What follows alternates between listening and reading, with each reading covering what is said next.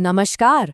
आज बात करते हैं एक बहुत ही दिलचस्प और गहरी कहानी की, जो भोजन और जीवन के रिश्ते को समझाती है। ये कहानी है देवी अन्नपूर्णा की, जो पूरे ब्रह्मांड का पालन पोषण करती हैं। तो इस कहानी की शुरुआत होती है एक सवाल से। एक ऐसा सवाल जिसने पूरी कथा को जन्म दिया। क्या हमारी थाली में जो खाना है वो सच में है या महज एक माया है, एक भ्रम? सुनने में जितना आसान लगता है ना, इसका जवाब उतना ही गहरा है।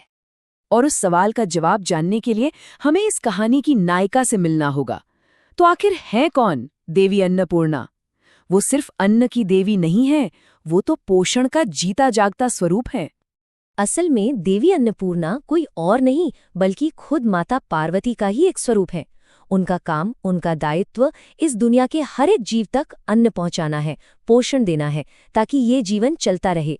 वो खुद जीवन देने वाली शक्ति है। और उनका जो मुख्य स्थान है वो है पवित्र नगरी काशी, जिसे हम सब वाराणसी के नाम से जानते हैं। काशी में वो सिर्फ एक देवी नहीं बल्कि करुणा और संपन्नता का प्रतीक हैं। एक ऐसी माँ जो ये पक्का करती हैं कि कोई भी भूखा ना सोए। चलिए, अब कहानी में आता है एक बहुत ही दिलचस्प मोड़। बात है कैलाश पर्वत की, जहां एक फिलोसॉफिकल डिबेट, एक दार्शनिक बहस छिड़ जाती है, जहां एक विचार असलियत से जा टकराता है। और ये बहस शुरू कहाँ से होती है? भगवान शिव के एक गहरे लेकिन चौंकाने वाले विचार से। उन्होंने कहा, ये दुनिया, ये पूरी सृष्टि, ये तो एक माया है, एक भ्रम। और अगर दुनिया भ्रम है तो भोजन भी एक भ्रम ही हुआ। अब शिव के ये शब्द सुनकर माता पार्वती ने जो किया वो किसी ने सोचा भी नहीं था। उन्होंने कोई जवाब नहीं दिया, कोई बहस नहीं की। वो बस अंतर्ध्यान हो गईं, और उनके जाते ही दुनिया से अन्न और पोषण सब कुछ गायब हो गया। और यहाँ से कहानी एक बड़े संकट की तरफ मुड़ जाती है। देवी के जाने का असर वो फौरन हुआ और इतना भयानक था कि पूरी दुनिया जैसे थम सी गई। हर तरफ एक शून्यता छा गई। सबसे पहले तो असर जमीन पर दिखा। हरी भरी धरती एक झटके में सूख कर बंजर हो गई। फिर हर जीवित चीज पर इसका असर हुआ। इंसान, जानवर, पेड़ पौधे, सबके सब बिना पोषण के मुरझाने लगी। और आखिर में आध्यात्मिक निराशा फैल गई। यज्ञ, अनुष्ठान सब रुक गए। प्रार्थनाएं जैसे दीवारों से टकराकर लौट रही थीं, अनसुनी। मतलब पूरी दुनिया में एक तरह से हाहाकार मच गया था। लोग भूख से तड़प रहे थे, अन्न के बिना। पवित्र अनुष्ठान बंद हो चुके थे, पशु पक्षी बेहाल थे। पूरी की पूरी सृष्टि संकट में थी। और ये सब देखकर भगवान शिव को अपनी ही बात याद आई।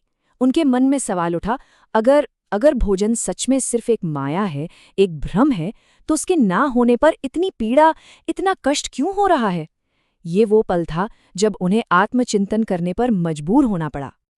तो बस इसी सवाल का जवाब ढूंढने और इस संकट को खत्म करने के लिए भगवान शिव एक यात्रा पर निकल पड़े। एक ऐसी यात्रा जो उन्हें सीधा काशी ले आई। और काशी में वहां जो नज़ारा उनका इंतजार कर रहा था वो वाकई असाधारण था। कुछ ऐसा जिसने सब कुछ बदल कर रख दिया। सोचिए, एक तरफ पूरी दुनिया थी जहां खालीपन था, पीड़ा थी, निराशा थी। और दूसरी तरफ थी काशी, जहां मां अन्नपूर्णा की वजह से सिर्फ प्रचुरता थी, पोषण था और उम्मीद की एक नई किरण थी। वहां शिव ने क्या देखा? उन्होंने देखा कि खुद देवी पार्वती अन्नपूर्णा के रूप में एक सोने के पात्र से भक्तों की लंबी लंबी कतारों को कितने प्रेम से भोजन करा रही हैं। वो दृश्य करुणा का, पोषण का प्रतीक था। और ये देखते ही भगवान शिव सब समझ गए। वो बहुत विनम्रता से देवी के पास गए और अपनी भूल मानी। उन्होंने कहा, मैं स्वीकार करता हूं, अन्न कभी मिथ्या नहीं हो सकता। अन्न ही जीवन है और आप ही उस जीवन को देने वाली अन्नपूर्णा हैं। तो इस पूरी कहानी का, इस अद्भुत कथा का सार क्या है? इससे हमें क्या सीख मिलती है जो आज भी हमारे काम आ सकती है? चलिए इसी पर बात करते हैं। ये कहानी हमें पोषण का एक, कह सकते हैं, 3 सूत्रीय मार्ग दिखाती है। सबसे पहला, जो भी भोजन मिले उसे दिव्य मानकर उसका सम्मान करें। दूसरा, उसे भूखे और जरूरतमंदों के साथ बांटें। और तीसरा, जो भी मिला है उसके लिए दिल से कृतज्ञता यानी आभार महसूस करें। और ऐसा माना जाता है कि जो भी इन बातों का ध्यान रखता है उस पर माँ अन्नपूर्णा का आशीर्वाद हमेशा बना रहता है। कहते हैं जिस घर में अन्न का सम्मान होता है वहाँ कभी कमी नहीं होती। अन्नदान को तो सबसे बड़ा पुण्य माना ही गया है और माँ अपने भक्तों को सिर्फ पोषण नहीं बल्कि समृद्धि और मन की शांति भी देती हैं। और आखिर में ये कहानी हमें एक बहुत गहरे सवाल के साथ छोड़ जाती है। ये तो हुई एक प्राचीन कथा, पर आज के दौर में, आज की जिंदगी में हम अपनी थाली में जो रोटी है उसमें उस दिव्यता को कैसे महसूस कर सकते हैं? इस पर सोचना तो बनता है।